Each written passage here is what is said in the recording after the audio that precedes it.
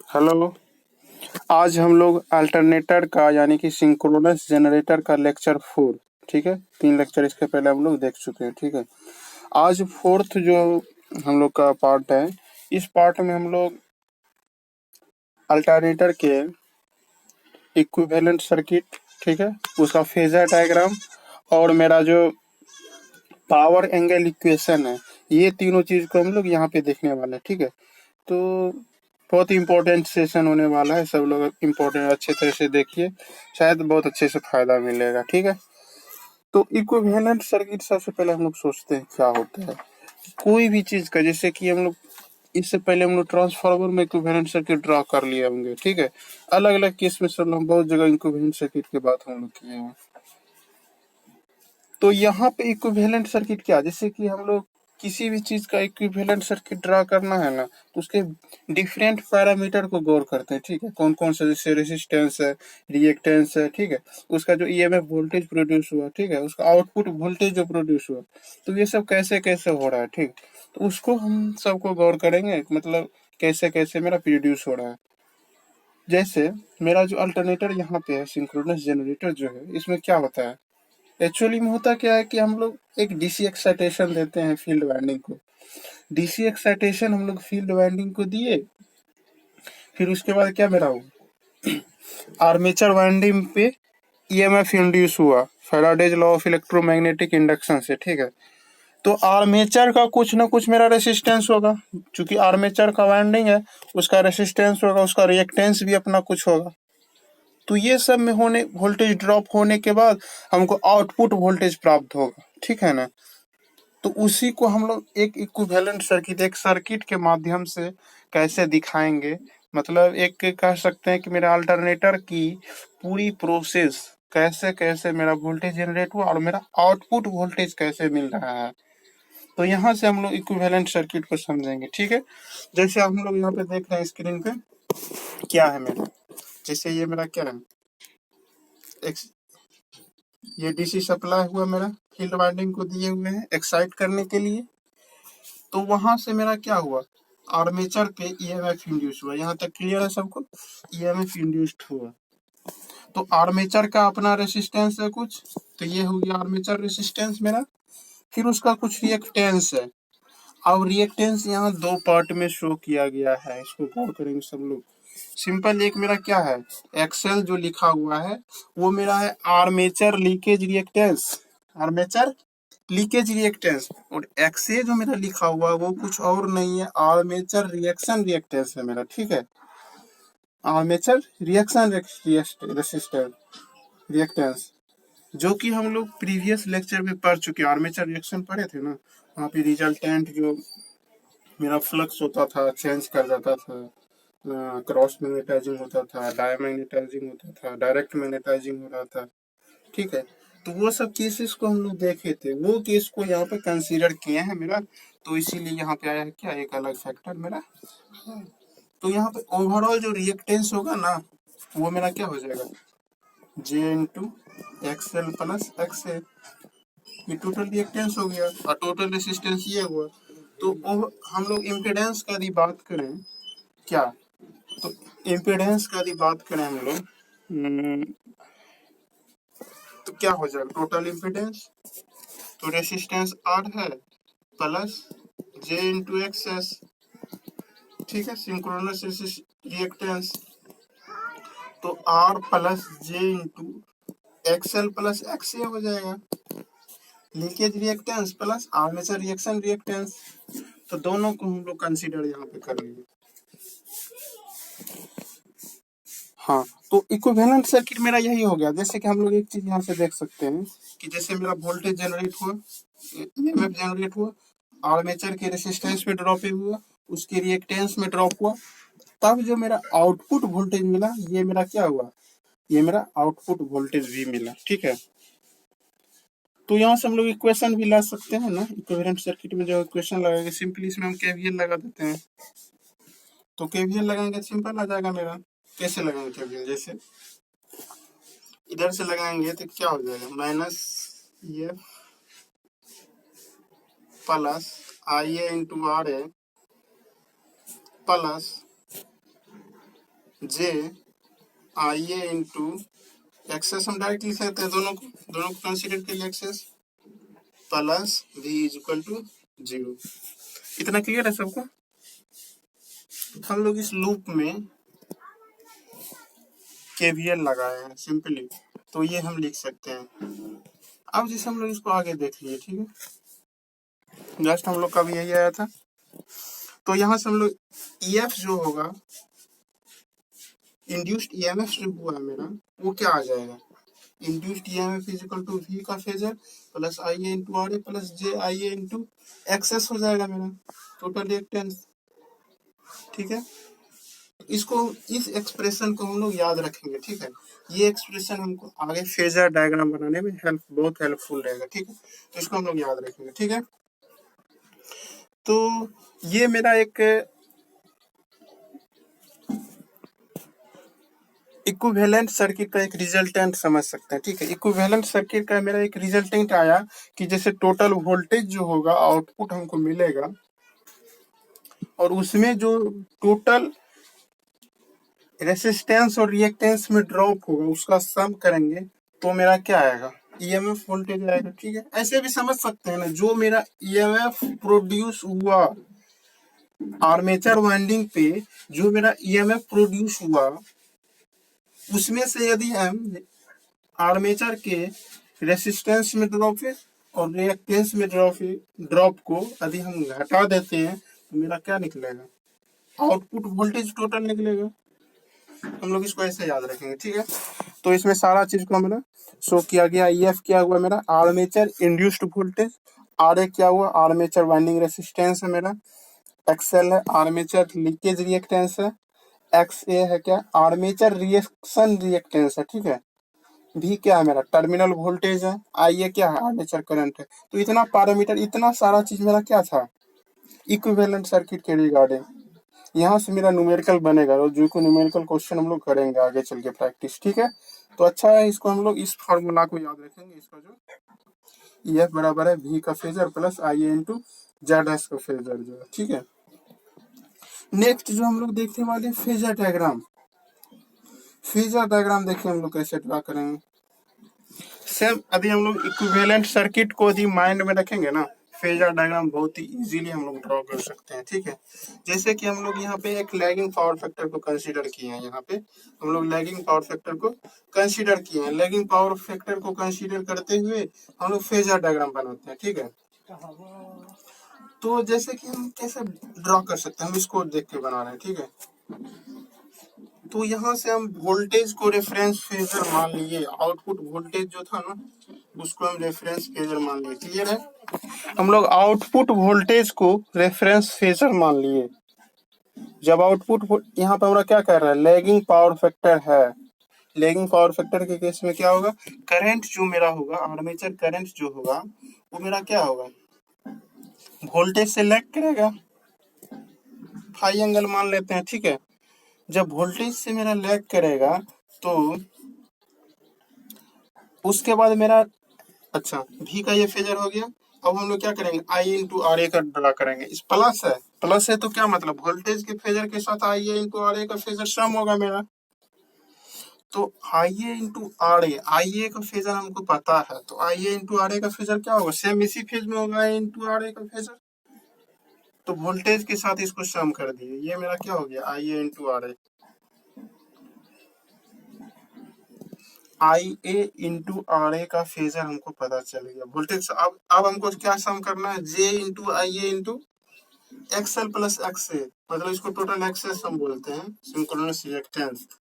तो हमको क्या करना है, इसके फेजर में सम करना है। जे एंगल है मतलब 90 डिग्री में लीड कर जाएगा। ठीक है, 90 डिग्री लीड करेगा ना, तो 90 डिग्री इसको लीड करा दो, ऐसा मेरा 90 डिग्री लीड कर रहा है। ठीक है, तो यहाँ से ये क्या हुआ, जे into I A into access का फेजर हो गया। ठीक है, यदि हम ये वोल्टेज इसको और इसको तीनों को हम सम करेंगे तो ये मेरा टोटल फेजर ये आएगा कुछ, तो ये फेजर मेरा क्या कहला जाएगा, ईएमएफ वाला फेजर हो जाएगा। तो ये सिंपल हो गया मेरा, ये क्या हो गया, phasor diagram of synchronous generator at lagging power factor load. ठीक है, तो लैगिंग पावर फैक्टर लोड के केस में देखिए सेम ऐसा ही है ना मेरा। तो लैगिंग पावर फैक्टर के केस में हम लोग फेजर डायग्राम बना लेंगे। तो सिंपली हम लोग क्या किए थे, सबसे पहले वोल्टेज को एक फेजर रेफरेंस फेजर मान लिए, वोल्टेज को रेफरेंस मान लिए। तो चूंकि हम लैगिंग का पावर फैक्टर का बात कर रहे हैं, तो आर्मेचर का जो करंट होगा वो मेरा वोल्टेज से लैग करेगा फाई एंगल से। ठीक है, तो फाई एंगल से हम उसको लैग करा दिए। अब हमको आई ए इंटू आर ए का फेजर बनाना है। आई ए इंटू आर ए का जो फेजर होगा वो मेरा आर्मेचर करंट के सेम फेज में होगा, तो सेम फेज में बना लिए, लेकिन वोल्टेज के साथ सम कर रहे हैं उसको हम, तो वोल्टेज के सर पर रख दिए। ठीक है, अब इसके साथ हमको जोड़ना है जे into I A into access. जे का मतलब क्या होता है, 90 डिग्री हो जाता है मेरा। ठीक है, तो इसके 90 डिग्री लीड कर गया। ठीक है, तो ये मेरा क्या हुआ, जे इंटू आई इंटू एक्सेस हुआ। हम लोग इक्विवेलेंट सर्किट से अभी तुरंत देखे हैं फॉर्मूला, ये बराबर जो होता है मेरा B plus I A into R A plus J into I A into X S. हम लोग अभी देखे हैं ना, तो ये टोटल मेरा क्या हो जाएगा, ये ईएफ हो जाएगा। ठीक है, क्लियर है ना सबको। तो ये हम लोग एक लैगिंग पावर फैक्टर लोड से देख लिए। तो सेम उसी तरह हम लोग, अच्छा यहाँ कुछ हम लोग रिप्रेजेंटेशन देख लेते हैं।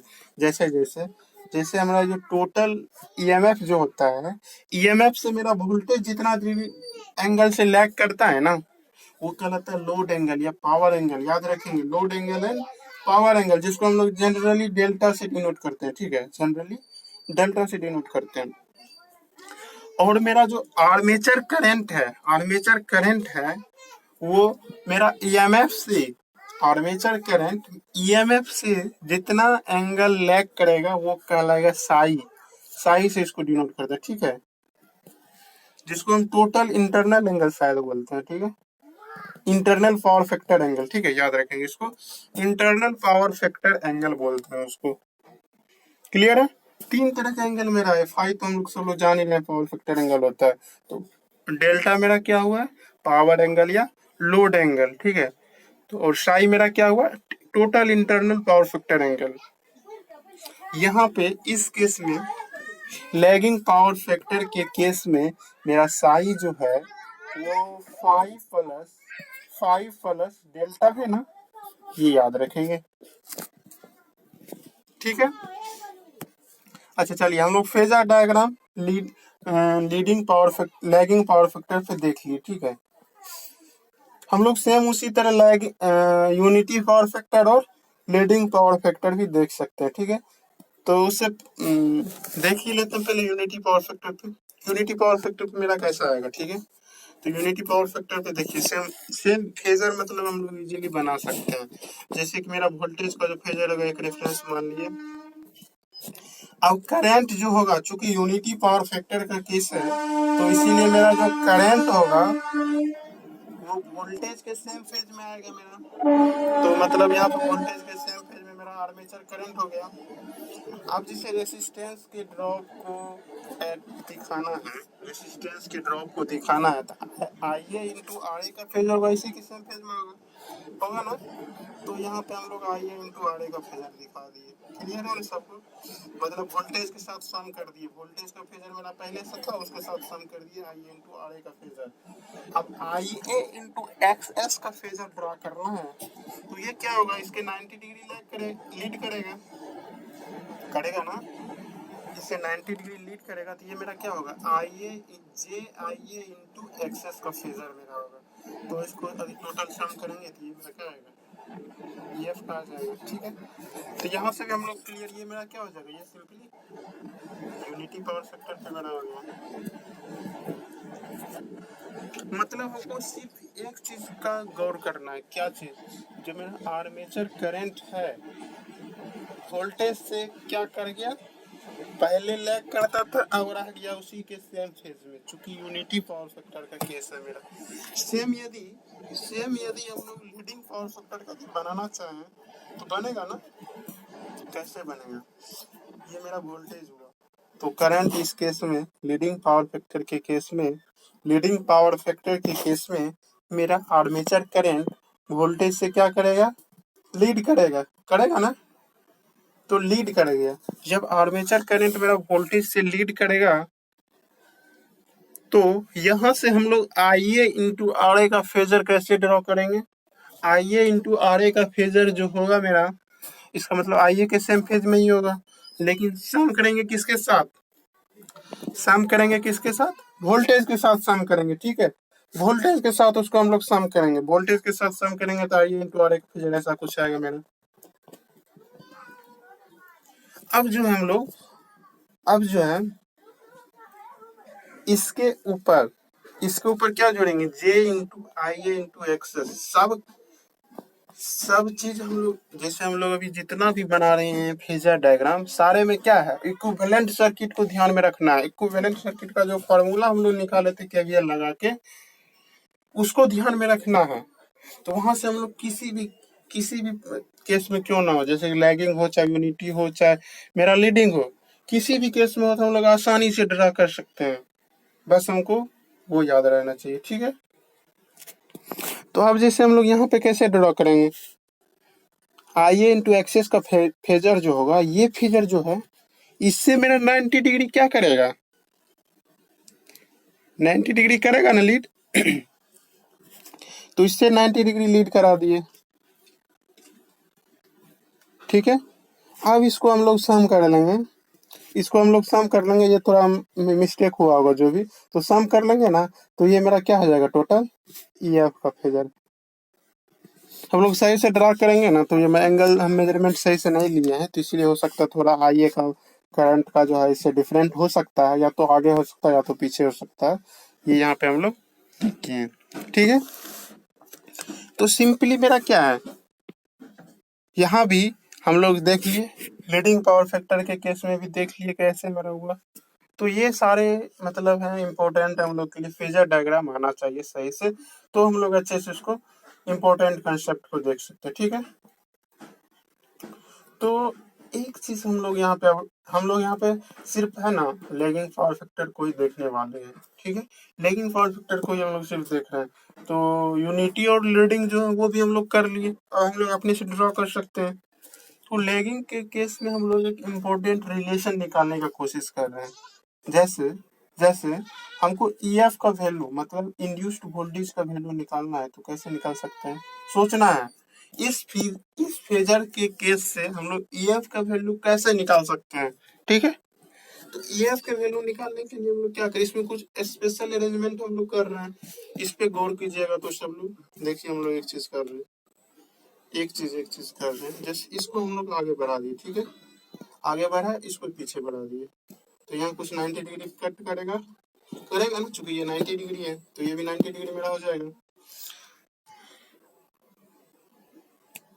क्लियर है। अब इस ट्रेंगल, राइट एंगल ट्रेंगल जो मेरा बना है, ये राइट एंगल ट्रेंगल जो है, इस राइट एंगल ट्रेंगल का इसको हाइपोटेनियस ये हुआ, ये हो गया बेस, नहीं सॉरी, हाँ ये बेस हो गया, ये परपेंडिकुलर हो गया। तो यहाँ से हम लोग लिख सकते हैं कुछ, देखिए आ जाते हैं फिगर, सेम वही फिगर को इसको सीधा करके मेरा ड्रा किया गया है, जो अभी फिगर हम देख रहे थे सेम वही फिगर है नहीं मेरा ये। तो यहाँ पे देखना क्या, अरे देख लीजिए, ये मेरा वोल्टेज का फेजर है जैसे हम लोग बनाए थे, फिर ये current I A into R A का है, आई ए इंटू एक्सेस का है, ये मेरा क्या ई एफ का है, ये मेरा क्या है आई ए का फेजर है। तो इसे हम लोग देख चुके हैं।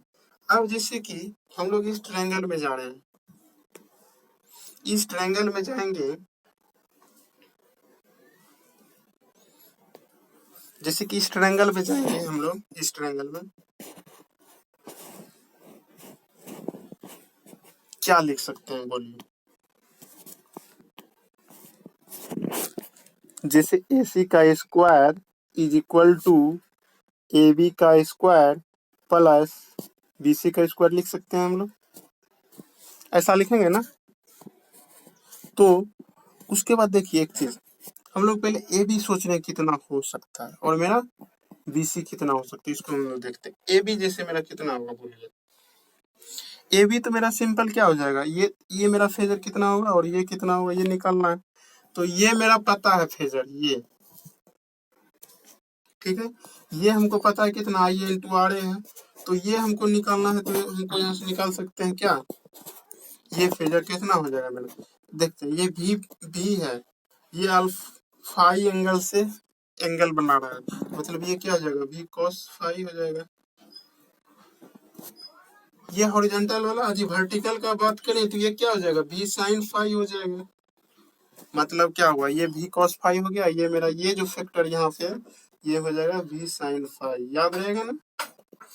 तो यहाँ से यदि हम ए बी की बात करें, ए बी का बात करें तो वो क्या हो जाएगा, टोटल भी cos phi plus plus plus I A into R A. Clear है, समझ में आया ना। मतलब क्या किए, ए बी जो है मेरा क्या है, ये फेजर प्लस ये, तो क्या हुआ V cos phi plus I A into R A. ठीक है। अब सेम उसी तरह हम लोग बीसी का मान निकालेंगे। बीसी का क्या वैल्यू हो सकता है बोलिए, बीसी बीसी बीसी, हाँ यहाँ मेरा, तो यहाँ पे बीसी का वैल्यू मेरा हो जाएगा क्या, भी साइन फाई, भी sine phi plus plus plus plus क्या होगा, I A into X S, I A into X S. तो मेरा क्या निकला, ए बी का वैल्यू निकल गया, बीसी का वैल्यू निकल गया, तो यहाँ पे पुट करेंगे ना, एसी का वैल्यू क्या निकलेगा, ई एफ का स्क्वायर निकलेगा। तो यहाँ से हम लोग पुट कर सकते हैं सिंपली। तो यहाँ से यदि हम लोग पुट करेंगे ना,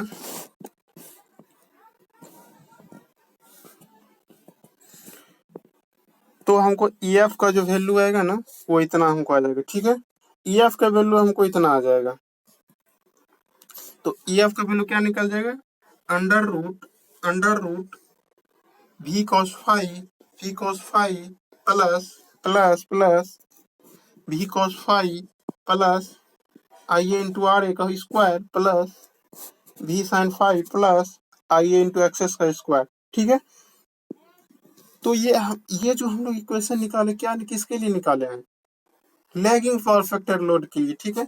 तो सेम इसी तरह हम लोग लीडिंग पावर फैक्टर के लिए भी निकालेंगे ना, इसी तरह मतलब हम लोग, तो हम लोग का वहां से क्या आएगा, सिर्फ माइनस इसके स्थान पर आ जाएगा। तो हम लोग यहाँ इसी फॉर्मूला में लिख दिए हैं क्या, यदि हम लोग लीडिंग पावर फैक्टर का बात करें तो उस केस में क्या निकला जाएगा, under root V cos phi plus I into R A का स्क्वायर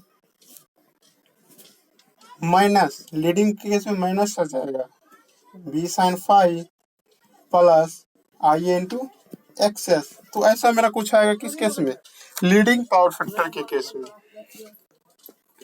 ठीक है, क्लियर है, हो जाएगा ना।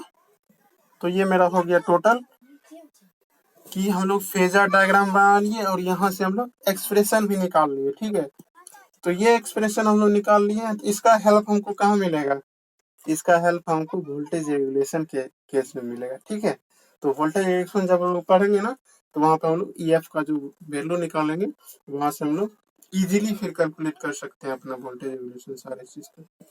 ठीक है, तो हम लोग का नेक्स्ट टॉपिक है power angle equation. Synchronous generator के केस में पावर एंगल इक्वेशन एक अपने आप में बहुत इंपॉर्टेंट टॉपिक है, बहुत अच्छा टॉपिक है जिसको हम लोग अच्छे से देखना। ठीक है, तो इस केस में हम लोग पावर एंगल इक्वेशन कैसे निकालते हैं, कॉम्प्लेक्स पावर के हेल्प से। ठीक है, कॉम्प्लेक्स पावर का यूज करके हम लोग यहाँ पे पावर एंगल इक्वेशन निकालते हैं। तो कॉम्प्लेक्स पावर मेरा क्या होता है, V I conjugate. Complex power क्या होता है मेरा, वी आई कंजुगेट होता है। ठीक है, तो हम लोग कॉम्प्लेक्स पावर का यूज क्यों करते हैं, इस केस में कॉम्प्लेक्स पावर का यूज इसलिए करते हैं कि मेरा जो वोल्टेज और करंट के बीच में है ना कुछ एंगल रहता है। ठीक है, एंगल को कंसीडर करके हमको क्या निकालना है, पावर निकालना है। ठीक है, तो इसीलिए हम लोग क्या करते हैं, कॉम्प्लेक्स पावर का यूज करते हैं। ठीक है,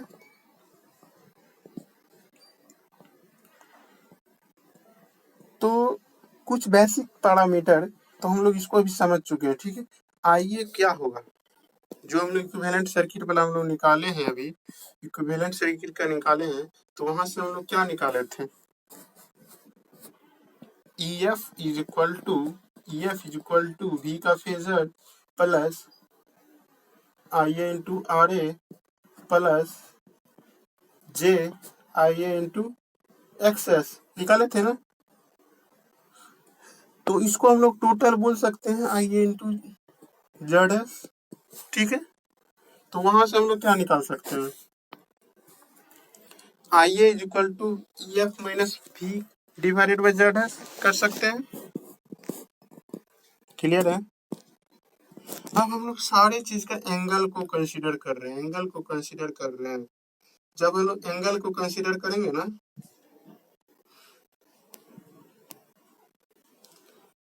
एंगल को जब हम लोग कंसीडर करेंगे, एंगल को जब हम लोग कंसीडर करेंगे क्या होगा, जैसे ई एफ का जो एंगल होगा, ई एफ एंगल डेल्टा हो जाएगा। वोल्टेज है, इसको रेफरेंस माने हैं, तो वोल्टेज का जो 0 डिग्री हो जाएगा, और जेड एस का जो होगा वो थीटा एस हो जाएगा। तो हम सारे चीज के एंगल को कंसीडर कर लिए हैं, ठीक है। तो ये मेरा आई का जो फेजर हुआ, आई कंजुगेट हम लोग निकालना है, क्योंकि हमको जो कॉम्प्लेक्स पावर निकालना है, भी आई कंजुगेट निकालना है। तो आई हमको पता है, तो आई कंजुगेट क्या हो जाएगा, कंजुगेट हम लोग कैसे निकालते हैं, कंजुगेट कैसे निकालेंगे, तो सिंपली मेरा क्या हो जाएगा, एंगल निगेटिव में हो जाएगा, एंगल जो होगा क्या होगा, निगेटिव में हो जाएगा। जैसे कि यहाँ एंगल डेल्टा है तो मेरा माइनस डेल्टा हो जाएगा, जीरो है तो माइनस जीरो हो जाएगा, फिर थीटा है तो माइनस थीटा हो जाएगा। तो ये मेरा क्या होगा, कंजुगेट उसका आ गया, ठीक है।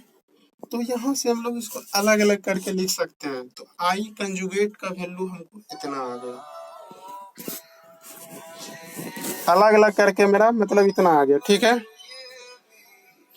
तो यहाँ से हम लोग अब जैसे कॉम्प्लेक्स पावर निकालना है, कॉम्प्लेक्स पावर कितना होता है,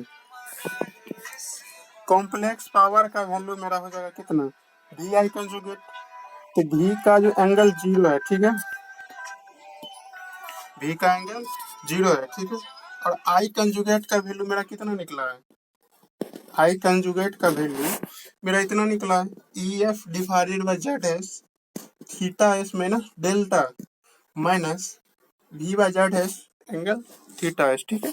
तो ये मेरा आई कंजुगेट निकला है। तो यहाँ से मेरा मेरा टोटल जो इक्वेशन आता है कितना आ जाएगा, ऐसा कुछ एक्सप्रेशन आ जाएगा, ठीक है। क्लियर है। सिंपल हम लोग क्या निकाले हैं, सिंपली हम लोग निकाले हैं इसका टोटल पावर, ठीक है। जब टोटल पावर हम लोग निकाले हैं,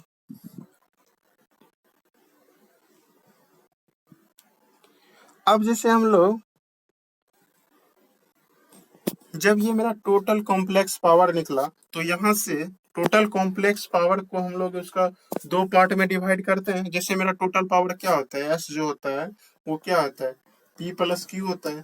पी मेरा क्यू क्या होता है, ये मेरा होता है रियल पावर, ट्रू पावर, ठीक है। और ये मेरा क्या होता है, रिएक्टिव पावर, ठीक है। ये मेरा रिएक्टिव पावर होता है, ठीक है। तो अब हम अलग अलग इसको कंसीडर करेंगे, तो मतलब जो मेरा इमेजिनरी पार्ट होगा वो मेरा क्या कहेगा, रिएक्टिव पावर हो जाएगा, जो मेरा रियल पार्ट होगा वो मेरा क्या हो जाएगा, एक्टिव पावर हो जाएगा, ट्रू पावर हो जाएगा मेरा।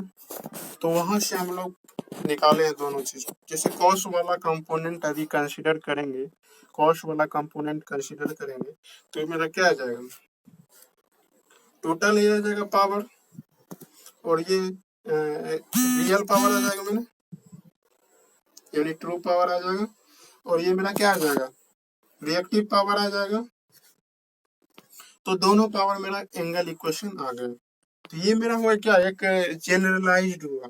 अब इसमें हम कुछ एजम्पशन मान रहे हैं, ठीक है। इसको याद रखना, ठीक है। ये फॉर्मूला को सबको याद रखना, बहुत इंपॉर्टेंट है, बहुत इंपॉर्टेंट है। मेरा पावर एंगल इक्वेशन, जो कि ये केस हमको पावर सिस्टम के केस में बहुत इंपॉर्टेंस रखेगा, ठीक है।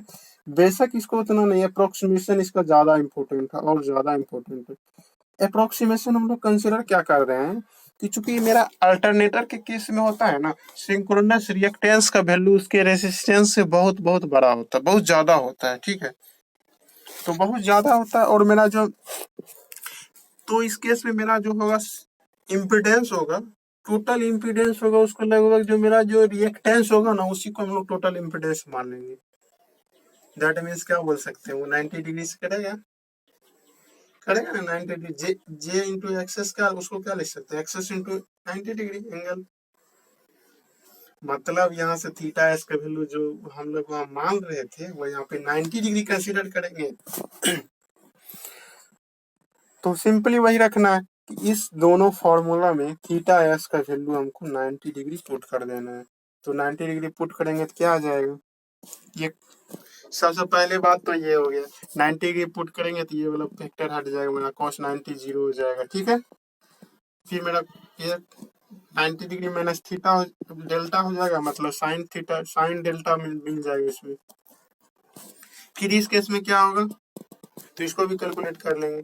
तो मतलब दोनों केस में हम लोग ड्रा करेंगे, कैलकुलेट करेंगे। तो मेरा ऐसा है, ये इंपॉर्टेंट हम लोग यहाँ से न्यूमेरिकल बहुत पूछेगा। ठीक है, ये हम लोग याद रखेंगे। पी आउटपुट निकला जो है ये मेरा v into E F divided by X S divided by sine delta. ठीक है, और मेरा q आउटपुट जो है वो क्या निकलेगा, v into E F divided by X S cos delta minus B square divided by X S. तो यहाँ से हमको कुछ इंपॉर्टेंट एक रिजल्ट भी आने वाला है। ठीक है, तो उसको हम लोग गौर करते हैं। जैसे क्यू आउटपुट का जो वैल्यू आया है मेरा v divided by X S into E F cos delta minus v। तो यहाँ से देखना है, जैसे यदि ई एफ कॉस डेल्टा का वैल्यू मेरा v से ज्यादा हुआ, दैट मीन्स मेरा q का वैल्यू मैंने रिएक्टिव पावर क्या निकला, पॉजिटिव निकला। ठीक है, रिएक्टिव पावर पॉजिटिव। अच्छा, रिएक्टिव पावर पॉजिटिव कहने का क्या मतलब हुआ, रिएक्टिव पावर पॉजिटिव कहने का मेरा मतलब यही हुआ कि मतलब वो क्या कर रहा है, रिएक्टिव पावर को मेरा डिलीवर कर रहा है जनरेटर, रिएक्टिव पावर डिलीवर्ड कर रहा है। दैट मीन्स क्या बोल सकते हैं, मेरा जनरेटर जो है लैगिंग पावर फैक्टर लोड पे वर्क कर रहा है। जब मेरा रिएक्टिव पावर डिलीवर्ड करेगा, मतलब रिएक्टिव पावर फैक्टर पे लोड पे मेरा जनरेटर वर्क कर रहा है। दैट मीन्स क्या हुआ, जब पावर डिलीवर्ड कर रहा है तो इसका मतलब ओवर एक्साइटेड जनरेटर हो गया। रिएक्टिव पावर मेरा डिलीवर्ड कर रहा है जनरेटर, तो मतलब क्या हुआ, ओवर एक्साइटेड जनरेटर होगा। इसका मतलब क्या कह सकते हैं, जब अल्टरनेटर के केस में जब मेरा EF cos डेल्टा का वैल्यू v से ज्यादा हो, EF cos डेल्टा का वैल्यू v से ज्यादा हो, तो इसका मतलब क्या बोल सकते हैं, वो रिएक्टिव पावर डिलीवर्ड करेगा। मतलब R Q E X T, मतलब Q का जो वैल्यू, Q आउटपुट का जो वैल्यू होगा वो मेरा पॉजिटिव होगा। दैट मीन्स क्या हुआ, मतलब रिएक्टिव पावर वो डिलीवर्ड करेगा, रिएक्टिव पावर डिलीवर्ड करेगा, तो इसका मतलब क्या हुआ, लैगिंग पावर फैक्टर लोड पे वर्क करेगा मेरा अल्टरनेटर। जब लैगिंग पावर फैक्टर पे लोड करेगा तो उसको हम लोग बोलते हैं ओवर एक्साइटेड जनरेटर। ठीक है, क्योंकि वो रिएक्टिव पावर डिलीवर्ड कर रहा है, इसके लिए हमको ओवर एक्साइटेड जनरेटर बोलेंगे। ठीक है, सेम दूसरा कंडीशन हम लोग कंसिडर करते हैं। जैसे जैसे यदि EF cos डेल्टा का वैल्यू EF cos डेल्टा का वैल्यू EF cos डेल्टा का वैल्यू v से कम हो, दैट मीन्स क्या हुआ, Q का वैल्यू मेरा निगेटिव है। Q का वैल्यू जब निगेटिव आएगा मेरा, तो उससे हम क्या बोल सकते हैं, रिएक्टिव पावर वो एब्जॉर्ब कर रहा होगा, कहीं से ले रहा होगा रिएक्टिव पावर एब्जॉर्ब कर रहा होगा। इसका मतलब क्या बोल सकते हैं, जहां पे रिएक्टिव पावर एब्जॉर्ब की बात हो रही है वहां पे हम लोग बोल सकते हैं वो लीडिंग पावर फैक्टर पे वर्क कर रहा है। जब वो लीडिंग पावर फैक्टर पे वर्क करेगा, इसका मतलब क्या हुआ, अंडर एक्साइटेड जनरेटर। ठीक है, मतलब यहाँ पे हम लोग दो तरह के जनरेटर का बात करिए, एक ओवर एक्साइटेड, एक अंडर एक्साइटेड। तो दोनों क्लियर हुआ ना, देख लीजिए उसको, हमको शॉर्ट नोट्स की तरह यहाँ पे लिखा हुआ है कि जब मेरा EF cos डेल्टा का वैल्यू v से ज्यादा है तो वो क्या काम कर रहा है, वो काम कर रहा है किसके जैसे, वो काम कर रहा है मेरा उस समय ओवर एक्साइटेड जनरेटर के जैसा। ठीक है, उस केस में जब EF cos डेल्टा का वैल्यू मेरा v से ज्यादा है, EF cos डेल्टा का वैल्यू v से ज्यादा है, मतलब Q आउटपुट का वैल्यू क्या है, पॉजिटिव है। ठीक है, पॉजिटिव है तो मतलब जनरेटर मेरा क्या कर रहा है, रिएक्टिव पावर सप्लाई कर रहा है, डिलीवर्ड कर रहा है। और जनरेटर जो है इस समय केस में लैगिंग पार्ट बहुत इंपॉर्टेंट है, ये सब लोग ध्यान रखिएगा थोड़ा। फिर दूसरा केस में हम लोग क्या कर रहे हैं, दूसरा केस का यदि बात करें तो जो ईएफ कॉस डेल्टा का वैल्यू है भी से मेरा कम है, मतलब क्यू आउटपुट का वैल्यू क्या है, निगेटिव है। निगेटिव है इसका मतलब क्या हुआ, क्यू आउटपुट का वैल्यू निगेटिव है, इसका मतलब क्या है, जनरेटर जो है रिएक्टिव पावर को एब्जॉर्ब कर रहा है, जनरेटर रिएक्टिव पावर एब्जॉर्ब कर रहा है, इसका मतलब क्या हुआ, जनरेटर मेरा ऑपरेटिंग कर रहा है किस पावर फैक्टर पे, लीडिंग पावर फैक्टर पे। हम लोग सिंपली याद रखेंगे इसका शॉर्ट में कैसे, कि मेरा जो जब रिएक्टिंग पावर पॉजिटिव है, रिएक्टिव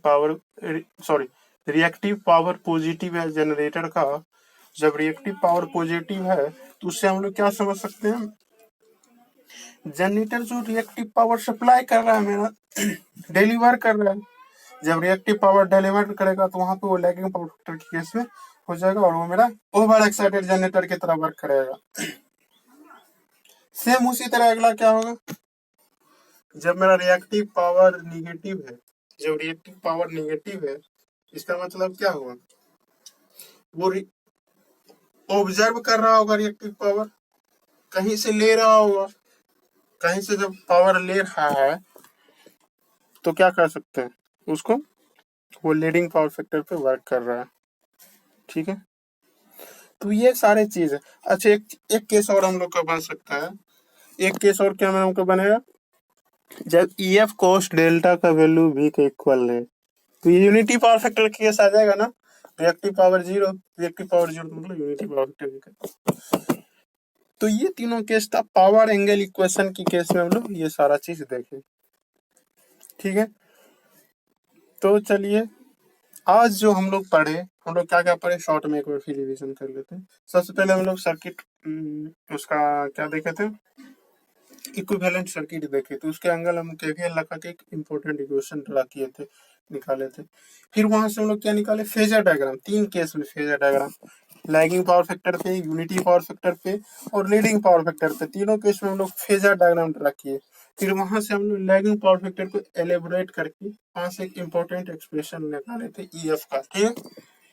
ईएफ का वैल्यू निकाले, उसके बाद हम लोग पावर एंगल इक्वेशन देखे, पावर एंगल इक्वेशन निकाले, जनरलाइज निकाले, पहले पी और क्यू का वैल्यू, फिर उसको अप्रोक्सीमेट करके पी और क्यू का वैल्यू निकाले।